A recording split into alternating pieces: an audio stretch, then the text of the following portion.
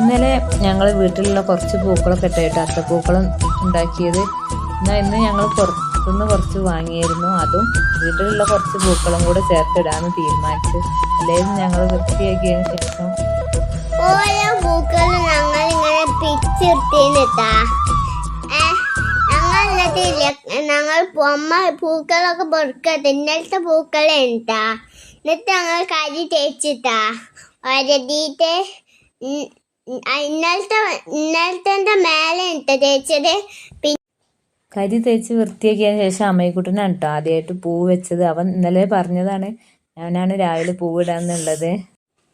പൂവിടാൻ അറിയില്ലെങ്കിൽ അവനതിനെ കൊണ്ട് കഴിയുന്ന രീതിയിൽ എല്ലാം സെറ്റാക്കി വെച്ചായിരുന്നു കേട്ടോ. കൂടെ ഞാനും സഹായത്തിനുണ്ടായിരുന്നു.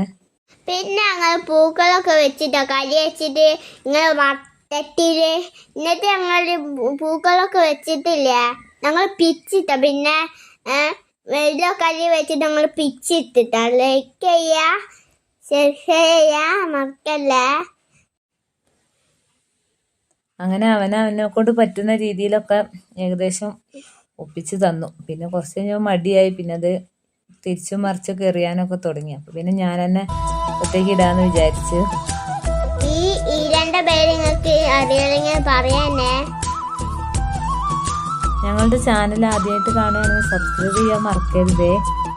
അങ്ങനെ ഞങ്ങൾ അവസാനമാണ് കേട്ടോ തുളസിക്കതിർ വെച്ചത്. അത് ആദ്യം വെക്കേണ്ടതായിരുന്നു, മറന്നു പോയതായിരുന്നു. അവസാനം പിന്നെ അതും വെച്ച്. പിന്നെ അമ്മയ്ക്കുട്ടനൊന്ന് എന്നോട് പറഞ്ഞു വെറുതെ ഞാൻ എടുത്ത് വന്നിരിക്കുന്നു, ഫോട്ടോ എടുത്തായിരുന്നു, കൂടെ വന്നിരുന്നു, കൂടെ പൂവൊക്കെ എടുത്തിരുന്നു, വായി കളിക്കാനൊക്കെ നോക്കി.